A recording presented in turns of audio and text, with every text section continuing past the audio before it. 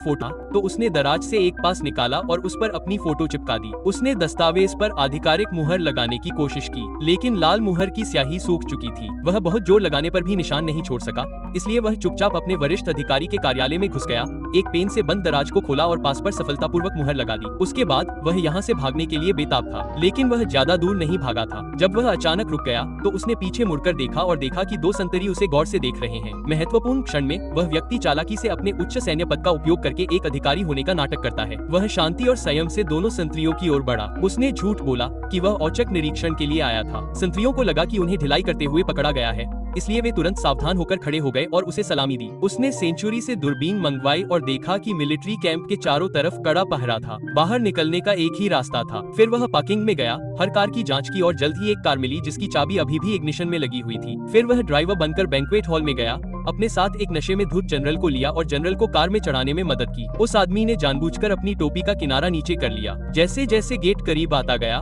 वह आदमी और घबराता गया। उसी समय उसके कंधे पर एक हाथ रखा गया। आदमी को लगा कि उसकी पहचान उजागर हो गई है, लेकिन पता चला कि जनरल को बस प्यास लगी थी और वह पानी चाहता था। जब गार्ड जांच के लिए कार रोकने वाले थे तो उन्होंने जनरल को अंदर देखा और उन्हें जाने देने के लिए तुरंत सलामी दी। वह आदमी मिलिट्री कैंप से सफलतापूर्वक भाग निकला। जब जनरल नशे से उठा तो उसने खुद को जंगली इलाके में पड़ा पाया, लेकिन जैसे ही वह आदमी खुशी में डूबा हुआ था, इंजन अचानक फुफकार मारकर बीच सड़क पर रुक गया। कार में अचानक पेट्रोल खत्म हो गया। इसने तुरंत ही वहाँ से गुजर रहे सैन्य टुकड़ियों का ध्यान खींचा। वह आदमी शांत रहा, नकली पास निकाला और उन्हें कुछ देर के लिए धोखा दिया। फिर एक गुप्त अभियान के नाम पर उसने अपने साथी को जमानत पर छुड़ाकर बाहर जांच करने की भी कोशिश की। हालांकि एक अधिकारी की पैनी नजरों ने एक घातक खामी पकड़ ली। उसने उस आदमी के साथ जाने की मांग की। अप्रत्याशित रूप से अधिकारी ने कार में रहते हुए मुख्यालय से संपर्क किया और पता चला कि उस आदमी की पहचान संदिग्ध है। वह उस आदमी से पूछताछ करने ही वाला था कि उस आदमी ने समय रहते देख लिया और सबसे पहले बंदूक छीन ली। कार के अंदर तुरंत ही भयंकर संघर्ष शुरू हो गया। इसके बाद कार अनियंत्रित होकर एक सड़क के साइन बोर्ड से टकरा गई और पलट गई। स्थिति अचानक बदतर हो गई और बड़ी संख्या में पीछा करने वाले आ पहुंचे। उन्होंने उन्हें पूरी तरह से घेर लिया। महत्वपूर्ण क्षण में उस आदमी को अचानक दिमाग में आया कि उसने चेहरे पर खून लगा लिया,